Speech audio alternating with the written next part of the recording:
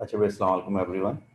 I hope कि आपको खैरियत से होंगे और आप लोग मुझे सुन भी पा रहे होंगे। कल हमने जो है वो स्केलर एंड वेक्टर के टॉपिक की हमने जो है वो एक वर्कशीट सॉल्व की थी। और बस अब ये चैप्टर जो है वो अपने अख्ताम को पहुंचने वाला है, तो बस इसका आखिरी पार्ट और हम और सॉल्व कर लेते हैं। देखिए, आखिरी चीज़ जो इसके अंदर हमें डिस्कस करनी है वो कहलाती है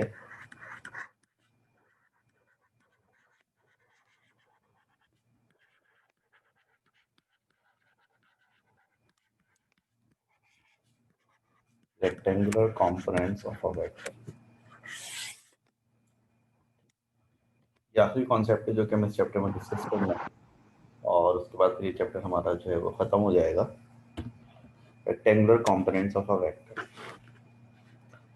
देखिए, सबसे पहले तो आप ये समझें कि कंपोनेंट का क्या मतलब होता है। सबसे पहली बात तो ये कि कंपोनेंट का मतलब क्या होता है। कंपोनेंट का मतलब होता है किसी चीज़ के पार्ट्स। यानी अगर कोई दो चीज़ें हम मिलाते हैं और दो चीज़ें मिलाकर कोई हम तीसरी चीज़ बनाते हैं, तो जो दो चीज़ें हैं वो तीसरी चीज़ की क्या कहलाएंगी? कंपोनेंट्स कहलाएंगी। तो कंपोनेंट्स का मतलब है पार्ट्स, किसी चीज़ के पार्ट्स। यानी कि जब आप कोई चीज़ बनाते हैं तो जिन चीज़ों से मिलकर बनाते हैं वो चीज़ें क्या कहलाती हैं? वो चीज़ें कंपोनेंट्स कहलाती हैं। तो फर्स्ट करें कि ये एक वेक्टर है और ये एक दूसरा वेक्टर है। इसका नाम ए है, इसका नाम बी है, और ये तीसरा वेक्टर है सी। तो अगर आप हेड टू टेल रूल के हिसाब से देखें तो इन तीनों में से रिजल्टेंट कौन सा है?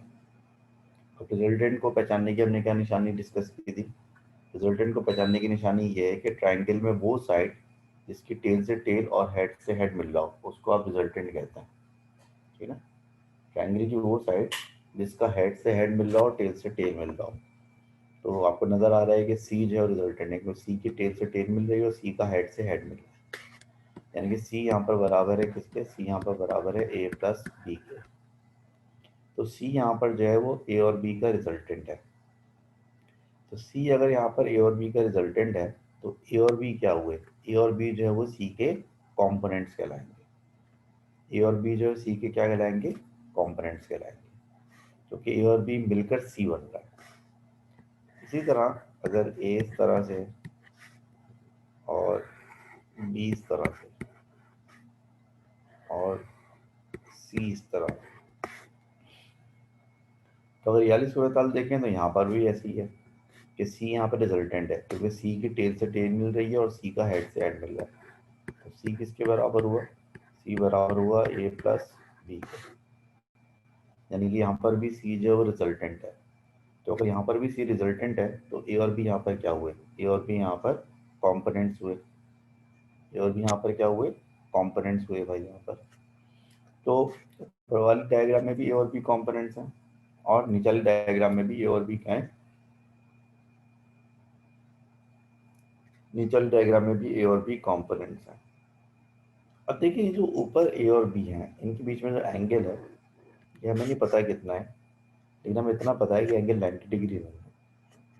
और यहाँ पर अगर आप देखें तो ए और बी आपस में परपेंडिकुलर है, यानी कि ए और बी आपस में 90 डिग्री पर है। किसी भी वेक्टर के ऐसे कंपोनेंट्स जो कि आपस में परपेंडिकुलर हों उनको हम क्या कहते हैं? उनको हम रेक्टेंगुलर कंपोनेंट्स कहते हैं। किसी भी वेक्टर के ऐसे कंपोनेंट्स जो कि आपस में परपेंडिकुलर हों, यानी कि दो कंपोनेंट्स अगर आपस में 90 डिग्री पर हों तो फिर इन कंपोनेंट्स को हम क्या कहते हैं? उन कंपोनेंट्स को हम रेक्टेंगुलर कंपोनेंट्स कहते हैं। रेक्टेंगुलर कंपोनेंट्स ऐसे कंपोनेंट्स का नाम है जो कि आपस में 90 डिग्री पर हों, जो कि आपस में परपेंडिकुलर हों। यहाँ पर ऊपर वाली डायग्राम में ए और बी कंपोनेंट्स तो हैं, क्योंकि ए और बी मिलकर सी को बना रहे हैं, लेकिन ये दोनों सी के रेक्टेंगुलर कंपोनेंट्स नहीं हैं, क्योंकि आपस में 90 डिग्री पर नहीं है। दूसरी डायग्राम में ए और बी सी के कंपोनेंट हैं, क्योंकि ए और बी मिलकर सी को बना रहे हैं, लेकिन ए और बी जो है वो सी मिलकर सी को तो बना रहे हैं, कंपोनेंट्स तो हैं सी के, लेकिन कंपोनेंट्स होने के साथ साथ रेक्टेंगुलर कंपोनेंट्स भी हैं, क्योंकि ए और बी के बीच में एंगल कितना है? 90 डिग्री। तो कंपोनेंट्स ऑफ अ वेक्टर जो कि आपस में 90 डिग्री पर हो उनको हम क्या बोलते हैं, रेक्टेंगुलर कंपोनेंट्स। तो रेक्टेंगुलर कंपोनेंट्स मतलब क्या है, components of vector that are perpendicular to each other।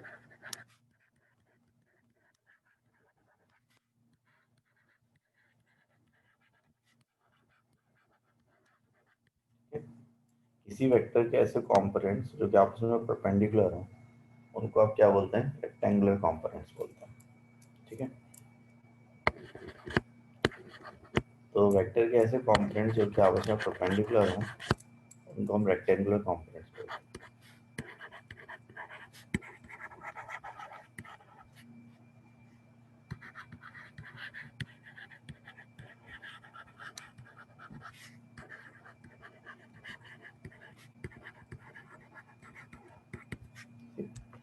Components of a vector that are perpendicular to each other are called rectangular components।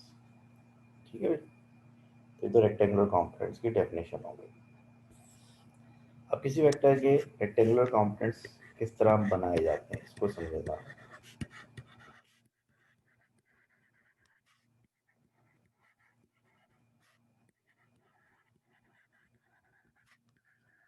How to draw rectangular components.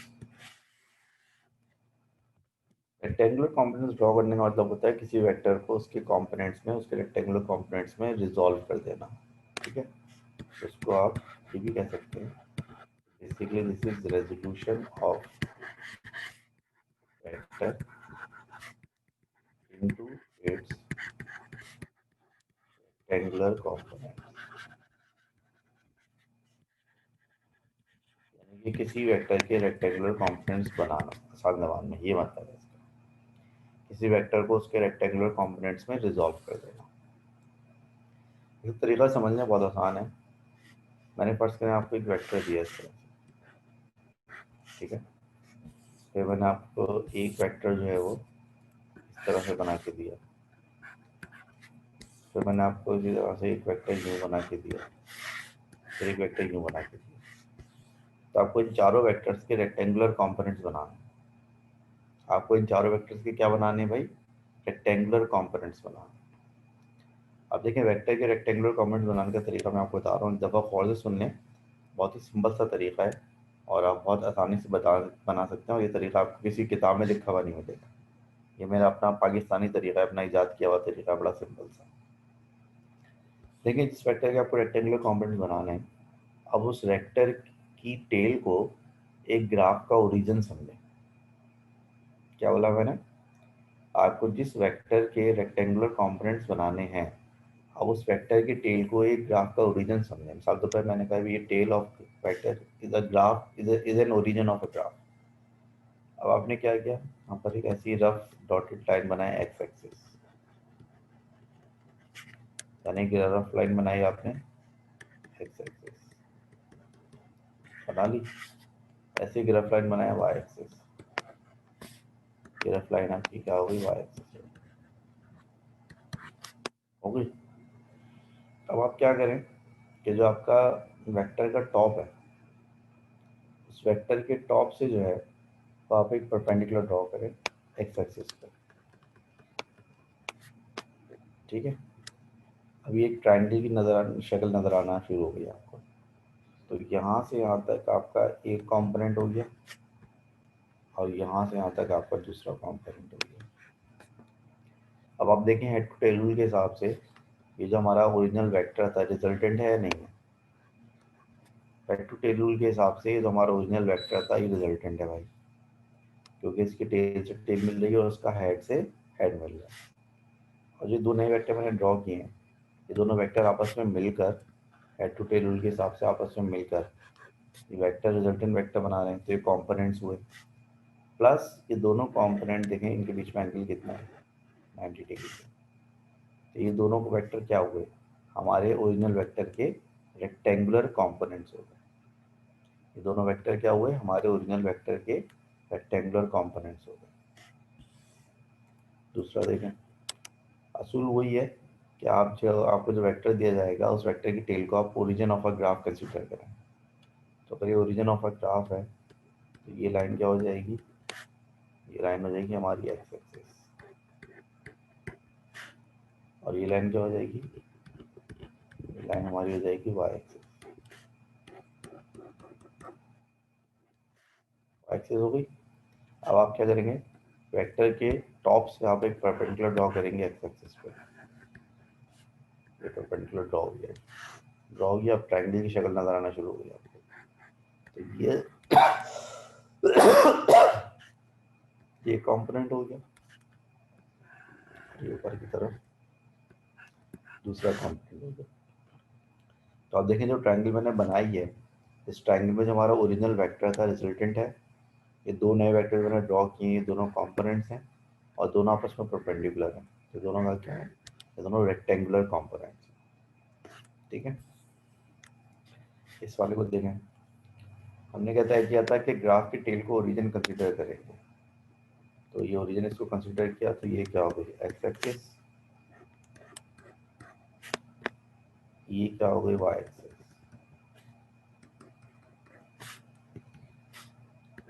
ठीक है, अब graph के top से x axis पे हमें perpendicular draw करना होता है। तो ग्राफ के टॉप से हमने ये एक्स एक्सिस पे परपेंडिकुलर ड्रॉ कर दी, तो ट्रायंगल की शक्ल बन गई है, ट्रायंगल की शक्ल बन गई। तो ये जो है आपका एक कंपोनेंट बन जाएगा और ये आपका दूसरा कंपोनेंट। ये दोनों कंपोनेंट आपसे परपेंडिकुलर हैं, तो ये रेक्टेंगुलर कंपोनेंट्स हो गए। इस तरह इसको देखें भैया, इसकी टेल पर आपने ओरिजिन अज्यूम किया और एक्स एक्सिस और वाई एक्सिस ऐसे रफली डॉटेड लाइन में ड्रॉ किया। फिर ग्राफ के टॉप से आपको परपेंडिकुलर ड्रॉ करना होता है एक्स एक्सिस पे, ये ड्रॉ कर दिया आपने, तो ट्रायंगल की शक्ल बन गई भाई। तो जब ट्रायंगल की शक्ल बन गई तो बस बात खत्म हो गई। यहाँ से यहाँ तक जो है ये आपका एक कंपोनेंट हो गया, और यहाँ से यहाँ तक जो है ये आपका दूसरा कंपोनेंट हो गया, और ये आपस में परपेंडिकुलर, ये रेक्टेंगुलर कंपोनेंट्स आपने बना लिए। तो इस तरह से जो है वो रेक्टेंगुलर कंपोनेंट्स आप ड्रॉ करेंगे, और ये बहुत ही सिंपल मेथड मैंने आपके लिए बनाया है, और इसके जरिए आप कोई भी वेक्टर हो किसी भी डायरेक्शन में उसके रेक्टेंगुलर कंपोनेंट्स बना सकते हैं।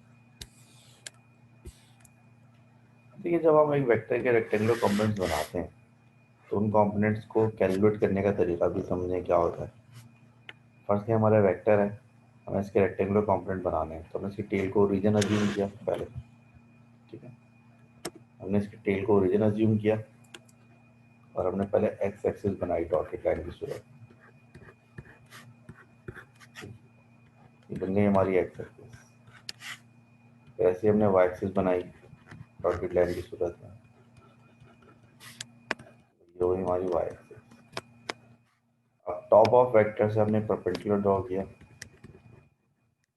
तो बन गई ये ट्रायंगल, बन गई ट्रायंगल।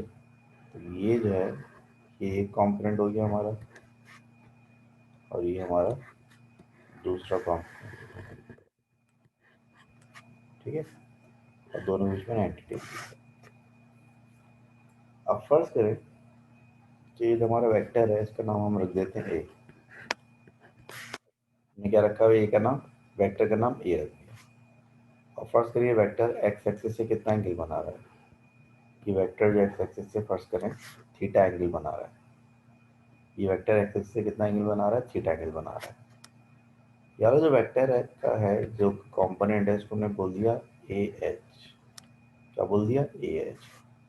और इस वाले कंपोनेंट को हमने क्या बोल दिया, ए बी बोल दिया। अब ए का मतलब क्या है, ए का मतलब है हमारा वेक्टर ए। वेक्टर ए का क्या, मैग्नीट्यूड, यानी कि इस एरो की लेंथ।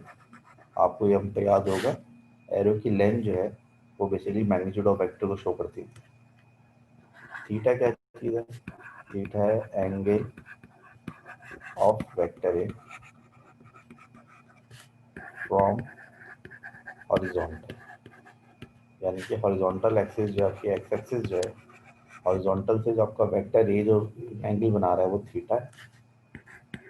ए एच क्या चीज़ है, एज को हम बोलेंगे हॉरिजॉन्टल कंपोनेंट, यानी कि वेक्टर का वो कंपोनेंट जो कि अलोंग हॉरिजॉन्टल है, अलोंग एक्स एक्सिस है।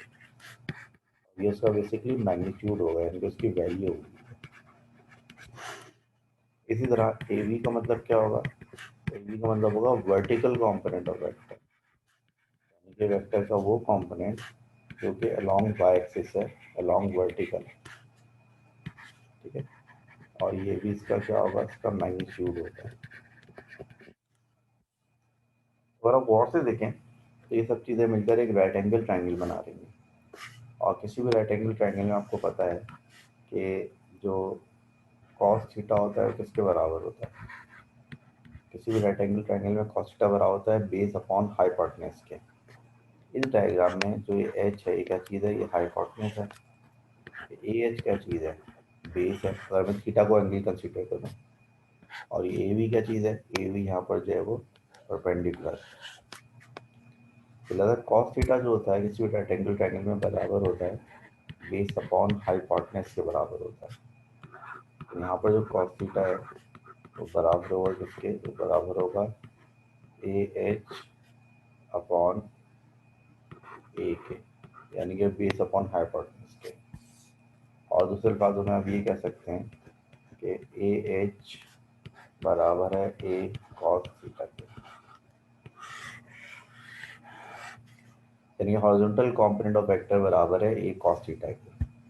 यहाँ पर ए का मतलब है वेक्टर का मैग्नीट्यूड और थीटा का मतलब है angle of vector from X axis या angle of vector from horizontal. Similarly जो साइन थीटा है राइट एंगल ट्रायंगल में किसके बराबर होता है? परपेंडिकुलर अपॉन हाइपोटेन्यूज के बराबर। मैं इस डायग्राम में जो आपको परपेंडिकुलर नजर आ रहा है वो है ए बी, और जो हाइपोटेन्यूज आपको नजर आ रहा है वो है ए। लिहाजा ए वी जो है वो बराबर हो जाएगा किसके? ए वी बराबर हो जाएगा ए साइन थीटा। ए वी यहाँ पर बराबर हो जाएगा किसके भाई? ए वी बराबर हो जाएगा ए साइन थीटा के बराबर। मजीद ये कि यहाँ पर आप पाइथागोरस भी अप्लाई कर सकते हैं। पाइथागोरस के हिसाब से जो हाइपोटेन्यूज का स्क्वायर होता है वो बराबर होता है किसके? बेस का स्क्वायर प्लस परपेंडिकुलर का स्क्वायर। तो हाइपोटेन्यूज के स्क्वायर का मतलब है यहाँ पर ए वेक्टर ए के मैग्नीट्यूड का स्क्वायर बराबर है हॉरिजॉन्टल कंपोनेंट का स्क्वायर प्लस वर्टिकल कंपोनेंट का स्क्वायर, या फिर ए का मैग्नीट्यूड बराबर है अंडर रूट ए एक्स या ए एच बोल रहे हैं इसका, ए एच यानी हॉरिजॉन्टल कंपोनेंट का square plus A V square इनके वर्टिकल कंपोनेंट का स्क्वायर, ठीक है। और अगर यहाँ पर आप टेन थीटा अप्लाई कर दें तो टेन थीटा बराबर होता है परपेंडिकुलर अपॉन बेस के। तो यहाँ पर टेन थीटा बराबर होगा किसके? परपेंडिकुलर है आपका ए वी और बेस है आपका A H, A B upon A H. जो अगर आप एंगल मालूम करना चाहते हैं तो एंगल बराबर होगा किसके? Tan inverse A upon A H.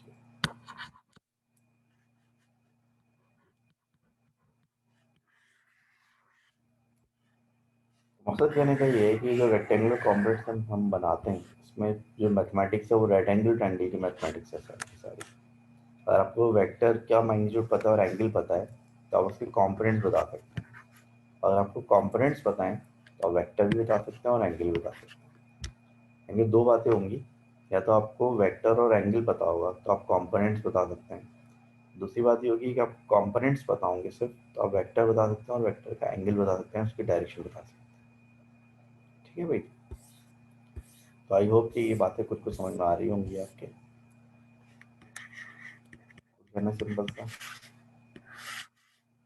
Vector है भाई, ये 12 न्यूटन का एक वेक्टर है और ये एक्स एक्सिस से एक एंगल बना रहा है, 30 डिग्री का एंगल बना रहा है, ठीक है। हम इसके रेक्टेंगुलर कंपोनेंट्स मालूम करना चाहते हैं। तो चूंकि ये वेक्टर जो है एक्स एक्सिस से 30 डिग्री का एंगल बना रहा है तो हम इसके कंपोनेंट अगर बनाना चाहें तो तरीका वही है, इसको वाई एक्सिस से जूम किया, इसको एक्स एक्सिस से जूम किया, जूम कर लिया, ऐसा परपेंडिकुलर ड्रॉ किया 90 डिग्री का। तो एक कंपोनेंट ये हो गया और एक कंपोनेंट ये हो गया। अब इसको आप कुछ भी बोल दें, ये कंपोनेंट बराबर कैसे होगा, 12 cos थीटा, यानी 12 cos 30 डिग्री बराबर होगा हॉरिजॉन्टल कंपोनेंट, और वर्टिकल कंपोनेंट बराबर होगा 12 sin थीटा, यानी कि ए sin थीटा, यानी कि वर्टिकल कंपोनेंट 12 sin थीटा के बराबर हो जाएगा। तो ये वाला कंपोनेंट जो है ये बराबर आएगा 6 के, और ये वाला देख लो भाई, पता है किसके बराबर आएगा, 12 इंटू cos 30 करना, देखो कितना आ रहा है, 12 इंटू cos 30 देखो कितना आ रहा है, 6√3 6 √3 कितना आ रहा है, 6√3 603, रूट √3 603, तो डेसिमल में बताओ ना यार, 9 वगैरह करके कुछ आ जाएगा, 9 10 वगैरह करके कुछ आ जाएगा, 10.4 10.4। तो इस वेक्टर का जो हॉरिजॉन्टल कंपोनेंट है वो 10.4 हो जाएगा न्यूटन, और जो वर्टिकल कंपोनेंट है वो 6 न्यूटन हो जाएगा। अच्छा एक चीज़ चेक करें, अगर हम 6 का स्क्वायर करें, ठीक है, और प्लस जो है वो अगर हम जो है 6 10.4 का भी स्क्वायर करें,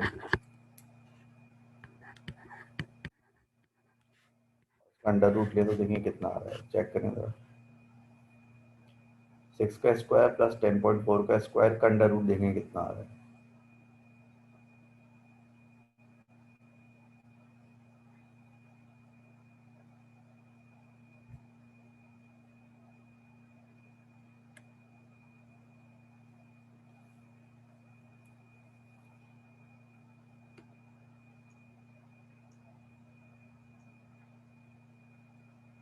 ट्वेल्व आ सर रहा है।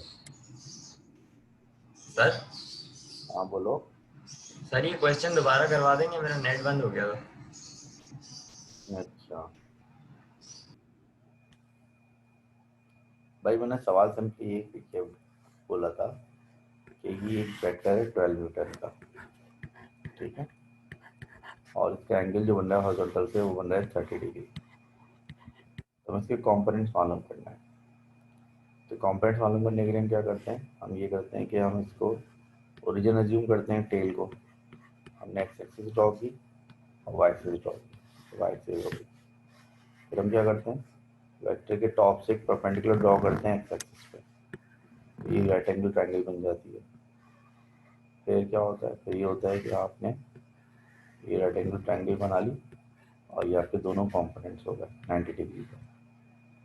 अब ये आपका एक कंपोनेंट है, दूसरा कंपोनेंट है, ये वाला जो कंपोनेंट है हॉरिजॉन्टल कंपोनेंट, ये वाला जो कंपोनेंट होता है हॉरिजॉन्टल, ये किसके बराबर होता है, वेक्टर इंटू कॉस थीटा, और ये जो वर्टिकल कंपोनेंट है ये किसके बराबर होता है, वेक्टर इंटू साइन थीटा के। कैसे यार बराबर होगा, 12 वेक्टर की वैल्यू है into cos 30 degree, 30 degree angle है, वेक्टर का एक्स एक्सिस एंगल, और ये बराबर होगा 12 साइन थीटा के, यानी कि 12 साइन 30 डिग्री के बराबर है। तो ये बन रहा है बकौलिन लो के 10.4 न्यूटन, और ये बन रहा है बकौलिन लो के 6 न्यूटन, ठीक है। और उसको रीचेक करने के लिए कि हमारा आंसर सही है गलत है, हमने इससे पाइथागोरस लगाया, तो पाइथागोरस लगाया तो 6 का स्क्वायर प्लस 10.4 का स्क्वायर 12 के बराबर आना चाहिए, और 12 के बराबर आ रहा है, तो पाइथागोरस थ्योरम से भी ये वेरीफाई हो रहा है, ठीक है भाई। तो आई होप कि ये बातें कुछ कुछ आपको समझ में आई होंगी आप लोग से। तो क्वेश्चन है, वेक्टर है ये, तो मुझे कंपोनेंट बनाए, तो एक कंपोनेंट ये बना, इसका एक कंपोनेंट ये बना, इसको ये बोला, इसको ए एच बोला, इसको ए बी बोला, और एंगल फर्स्ट कर रहे हैं 40 डिग्री का एंगल है। तो अगर फर्स्ट करें कि ए एच की वैल्यू अगर 2.8 है, तो बताएं ए की वैल्यू कितनी होगी और ए बी की वैल्यू कितनी होगी। चलो फटाफट इसको सॉल्व करें जल्दी से। सिंपल राइट एंगल ट्रायंगल है बस। ए एच की वैल्यू गिवन है आपको 2.8, तो बताएं ए की वैल्यू कितनी होगी और ए बी की वैल्यू कितनी होगी, जल्दी से बताएं।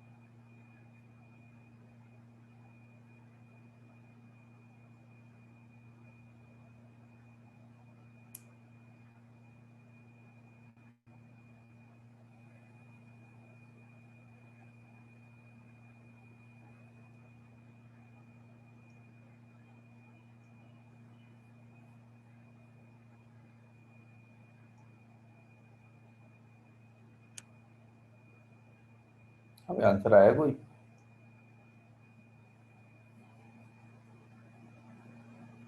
ये तो बता दो यार, आसान सा सवाल है, इसका आंसर तो बताओ।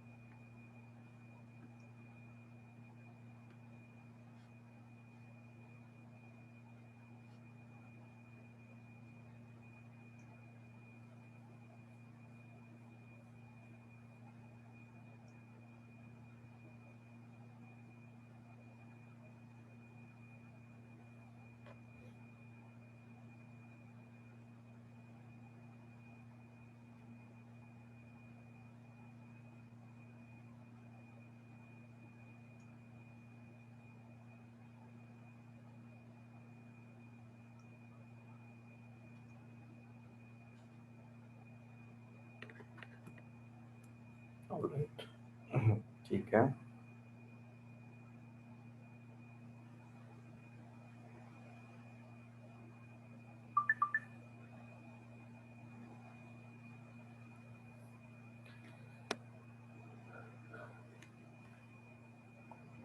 बहुत सारे तरीके हैं इसको सॉल्व करने के। मिसाल के तौर पर ए एच जो है वो बराबर है किसके, बराबर है ए कॉस थीटा के बराबर है।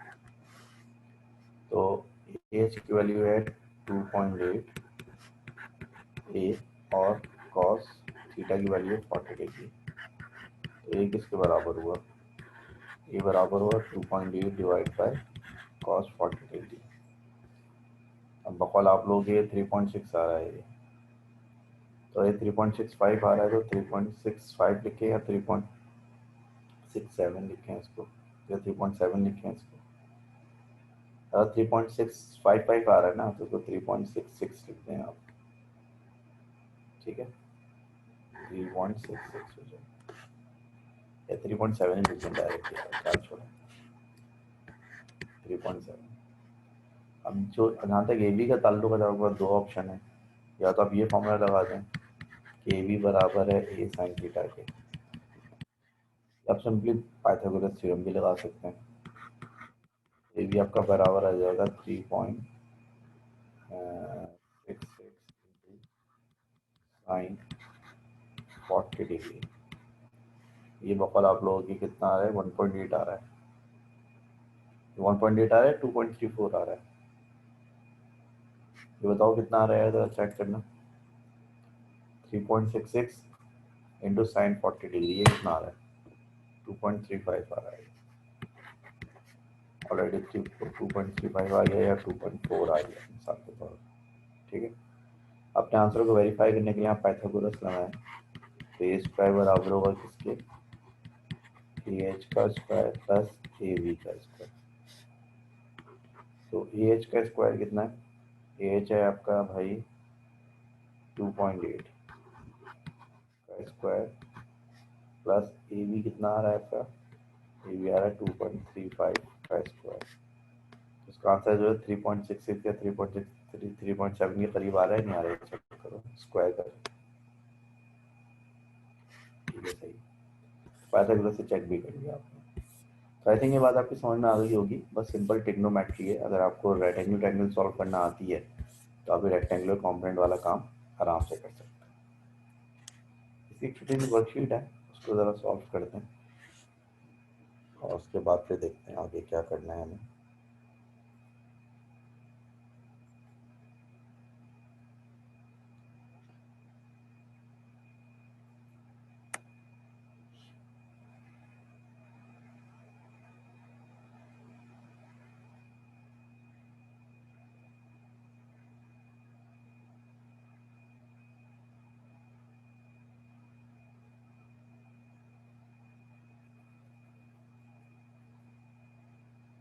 ये देखिए एक वर्कशीट है। इस वर्कशीट के पहले सवाल में कह रहे हैं कि a force of 5 Newton pushes a ball due north and another force of 3 Newton pushes it due east. What is the magnitude of the net force acting on it. आपको इन दोनों का रिजल्टेंट मालूम करना है।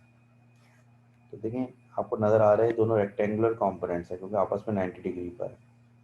तो इन दोनों का रिजल्टेंट जो है वो आप पाइथागोरस थ्योरम लगा के निकाल सकते हैं। आप ड्राइंग बना के भी निकाल सकते हैं। अगर आप इन दोनों का पैरेललोग्राम बना लें, वो दोनों की टेल मिली हुई है ना आपस में, तो आप दोनों के अगर पैरेललोग्राम बना लें तो ये दोनों का रिजल्टेंट बनेगा डायगोनल। ये 5 न्यूटन है, मतलब ये सामने वाली साइड भी 5.0 न्यूटन होगी। ये दोनों 90 डिग्री पर हैं, तो ये ट्रायंगल ट्रायंगल बन गई। तो रिजल्टेंट फोर्स यानी कि आर कैसे आएगा, आर का स्क्वायर जो बराबर होगा किसके, 3 का स्क्वायर प्लस 5 का स्क्वायर। रिजल्टेंट का स्क्वायर बराबर होगा 9 प्लस 25, यानी रिजल्टेंट का स्क्वायर बराबर होगा 34। और अंडर रूट लेंगे दोनों तरफ स्क्वायर को खत्म करने के लिए, तो यार की वैल्यू मेरे ख्याल से 5.8 आ जाएगी। तो आंसर आपका सी हो जाएगा। सही है, समझ में आ गई सब लोगों के। चलिए उसके बाद अगले क्वेश्चन पे चलते हैं। कह रहे what is the vertical component of this displacement vector. देखिए 5 किलोमीटर का वेक्टर है और जो थीटा है यानी जो एक्स एक्सिस सेंटर बन रहा है 37 बन रहा है। कह रहे इसका वर्टिकल कंपोनेंट बताएं क्या होगा। वर्टिकल कंपोनेंट किसके बराबर होता है, वर्टिकल कंपोनेंट बराबर है vector multiply by sine theta की। बशर्ते कि एंगल एक्स एक्सिस से लिया हुआ हॉरिजॉन्टल से लिया हुआ, तो एंगल जो 37 डिग्री है वो हॉरिजॉन्टल से ही लिया हुआ है। इसका वर्टिकल कंपोनेंट बराबर होगा, वेक्टर की वैल्यू कितनी है 5 किलोमीटर इंटू साइन 37 डिग्री। इसका आंसर बताओ कितना है। 5 इंटू साइन साइन 37 डिग्री, देखो क्या आंसर आ रहा है इसका।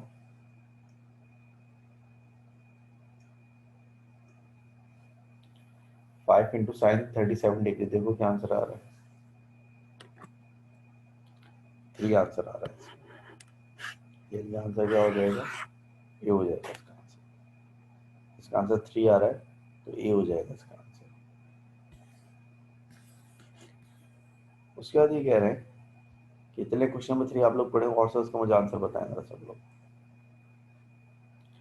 जो क्वेश्चन आपको स्क्रीन पे नजर आ रहा है इसको पढ़े सब लोग और उसका आंसर मुझे बताएं भी जरा और से पढ़ के।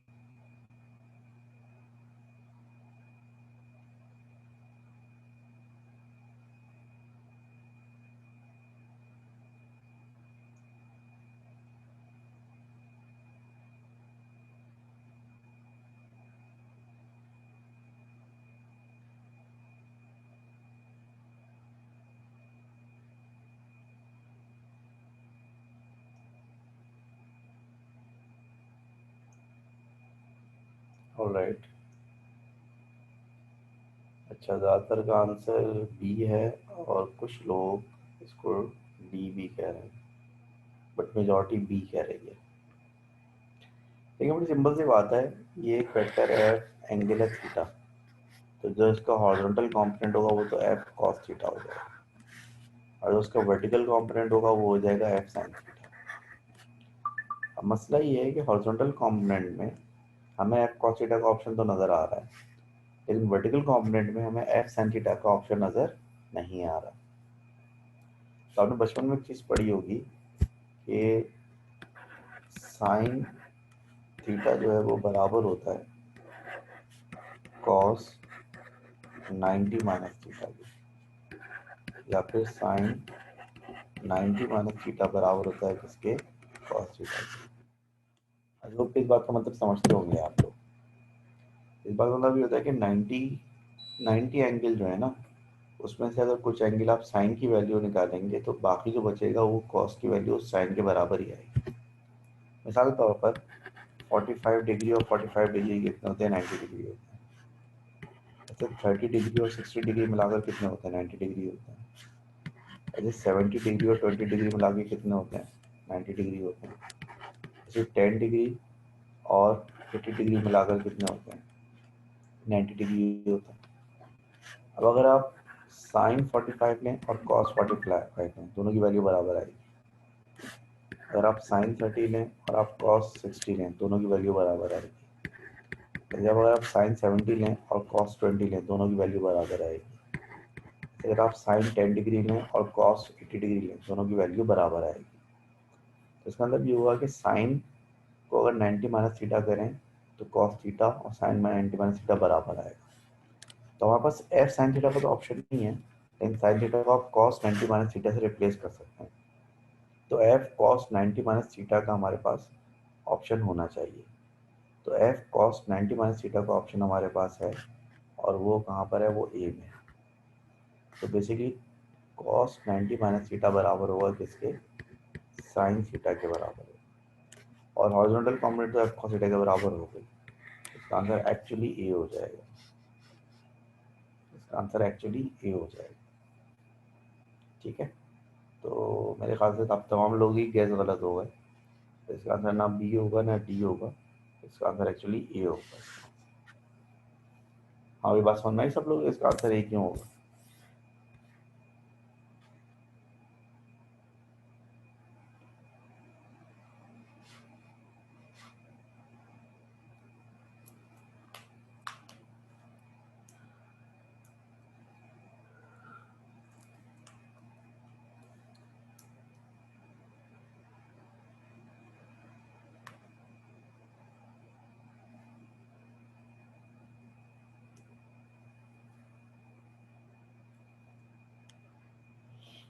क्या एक्सप्लेन इट अगेन। देखो बड़ी सिंपल सी बात है कि हमारा जो हॉरिजॉन्टल कंपोनेंट है वो क्या आना चाहिए, वो आना चाहिए एफ कॉस थीटा आना चाहिए, और वर्टिकल कंपोनेंट क्या आना चाहिए, एफ साइन थीटा। ये आंसर आना चाहिए ना। अब यहाँ पर एफ कॉस थीटा ए में लिखा हुआ है और बी में लिखा हुआ है, सी और डी में लिखा हुआ है F sine theta F sine theta. तो horizontal component F sine theta तो नहीं हो सकता ना, तो ये ऑप्शन तो हो ही नहीं सकता, और ये ऑप्शन भी नहीं हो सकता क्योंकि horizontal component F sine theta नहीं हो सकता, वो एफ कॉस थीटा ही होगा। अब यहाँ पर होना चाहिए एफ साइन थीटा, यहाँ पे लिखा हुआ है एफ साइन 90 माइनस थीटा, तो हमारा vertical component F sign 90 minus theta नहीं है, हमारा vertical component F sine theta है, तो लिहाजा ये ऑप्शन भी नहीं हो सकता, तो आंसर यही होना चाहिए। अब ये कैसे आंसर, ए इसलिए आंसर है क्योंकि ये तो एफ कॉस थीटा हो गया हॉरिजॉन्टल कंपोनेंट, यहाँ पर एफ साइन थीटा होना चाहिए, लेकिन जो कॉस 90 माइनस थीटा होता है ना, जो ये मैथमेटिक्स का रूल है कि कॉस 90 माइनस थीटा जो होता है ना वो साइन थीटा के बराबर होता है। तो अगर कोई लिखता है एफ कॉस 90 माइनस थीटा, तो बेसिकली वो क्या लिख रहा है, बेसिकली लिख रहा है एफ साइन थीटा लिख रहा है वो, क्योंकि cos 90 minus theta sine theta के बराबर होता है। तो लिहाजा अगर ये कॉस 90 माइनस थीटा बेसिकली अगर साइन थीटा है, तो एक्चुअली इसने क्या लिखा, फिर एफ साइन थीटा लिखा ना इसने, तो एफ साइन थीटा हमारा वर्टिकल कंपोनेंट है और एफ कॉस थीटा हमारा हॉरिजॉन्टल कंपोनेंट है, लिहाजा हमारा आंसर जो है क्या हो जाएगा, ये हो जाएगा। ठीक है, तो जोया बेटा बात समझ में आ गई आपके? ओके गुड, ठीक है जी। So that is all about it. और आप लोगों ने माशाल्लाह जो है मेरी शक्ल देखे बगैर पहला चैप्टर पढ़ लिया मुझसे, तो दैट इज़ वेरी इंटरेस्टिंग कि आप लोगों से मेरी आज तक कभी मुलाकात भी नहीं है और मैंने आपको पूरा एक चैप्टर भी पढ़ा दिया आपको। Good, that is all about it. ये पहला चैप्टर आपका फिनिश हुआ। इसकी सारी वर्कशीट्स 5 वर्कशीट्स हैं, वो मैंने 5 वर्कशीट्स आपको करवा दी। अब आप एक काम करते हैं, ज़रा एक नज़र डालते हैं इस चैप्टर की प्रिपरेशन पे। हम नज़र डालें, अगर आप लोग मुझे 1 मिनट दें, तो जैसा कि आपको पता है कि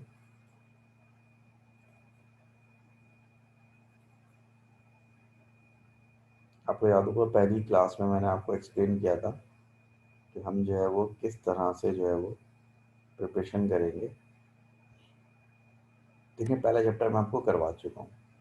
अब इसके सारे लेक्चर्स और 5 वर्कशीट जो मैंने आपको करवाई हैं वो मैं आपके साथ अभी शेयर करता हूँ।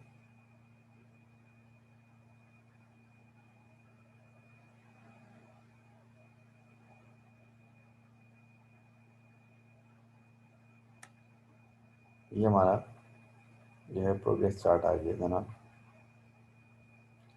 जो मैंने आपसे पहली क्लास में डिस्कस किया था। अब देखिए इस वक्त हमारा स्टेटस क्या है। इस वक्त हमारा स्टेटस ये है भाई कि जो चैप्टर 1 है फिजिकल क्वांटिटीज इन यूनिट्स, हमने इसका सब टॉपिक 1, सब टॉपिक 2 और सब टॉपिक 3 तीनों कर लिया। यानी कि हमने ये ऑब्जेक्टिव ये और यहाँ तक, इस पॉइंट तक हमने सब कुछ कर लिया। 1.3 सी तक सब कुछ कर लिया। वर्कशीट 1 भी मैंने आपको करवा दी, वर्कशीट 2 भी मैंने आपको करवा दी, वर्कशीट 3 भी मैंने आपको करवा दी, वर्कशीट 4 भी मैंने आपको करवा दी और वर्कशीट 5 भी मैंने आपको करवा दी। ठीक है, 5 वर्कशीट करवा दी। अब ये जो 5 जो लर्निंग आउटकम्स हैं इनके लेक्चर्स, ये 5 वर्कशीट का सोल्यूशन ये मैं आपको पीडीएफ पे भी शेयर कर देता हूँ। अब आपको यह करना है, कि आपको जो बुक मिलेगी या पता नहीं मिली है, अभी तक नहीं मिली है, आज या कल में मिल जाएगी कॉलेज से, उस बुक में जो प्रैक्टिस एक्सरसाइज 1 और प्रैक्टिस एक्सरसाइज 2 है वो सॉल्व करनी है। और दोनों प्रैक्टिस एक्सरसाइजेज के आंसर्स आपको बुक के आखिर में दिए हुए हैं। तो आप ये दोनों एक्सरसाइज सॉल्व करें, आंसर्स चेक करें। आंसर्स चेक करने के बाद भी अगर कुछ समझ में नहीं आ रही है तो मुझसे मालूम करें। उस बुक के साथ आपको ये 2 बुक्स और मिलेंगी। एक बुक आपकी होगी असाइनमेंट बुक 1A और एक बुक होगी आपकी असाइनमेंट बुक 1B। ये हो सकता है वो एक ही बुक की फॉर्म में मिल जाए आपको, असाइनमेंट बुक 1 की फॉर्म में मिल जाए। उसमें आप असाइनमेंट नंबर 1 और असाइनमेंट नंबर 2 सॉल्व करके मुझे सबमिट कराएंगे, जो कि मैं आपको तकरीबन 1 हफ्ते में, 4-5 दिन में, 1 हफ्ते में चेक करके वापस करूँगा। वो असाइनमेंट चेक होकर आ जाएगी, उसमें मार्क्स मिलेंगे आपको और उस असाइनमेंट में जो आपकी गलतियाँ होंगी वो आप मुझसे डिस्कस करके उनको रेक्टिफाई करेंगे। और फिर आपके ऊपर इस चैप्टर के 2 टेस्ट ड्यू हो चुके हैं, टेस्ट 1 और टेस्ट 2। अभी टेस्ट 1 और टेस्ट 2 जो है बस मैं इंशाल्लाह समझने इस वीक के एंड में या मंडे से लेना शुरू कर दूँगा। ठीक है, तो ये दोनों टेस्ट चूँकि मुझे मंडे से लेने हैं, तो आपको असाइनमेंट्स वाले काम और प्रैक्टिस एक्सरसाइज वाले काम कंप्लीट करने होंगे। ये मैं क्लास खत्म करके कॉलेज फ़ोन करके मालूम करता हूँ बुक्स आपको कब मिल रही हैं। कॉलेज वाले आपको मैसेज करेंगे कि ये बुक्स आप पिक कर लें आकर, और ये बुक्स आप घर से जाकर पिक कर लिएगा कॉलेज से। दूसरी बात ये कि जो ये 5 वर्कशीट्स हैं ये मैंने आपको सॉल्व कर दी हैं, इसकी पीडीएफ में आपके साथ शेयर कर रहा हूँ।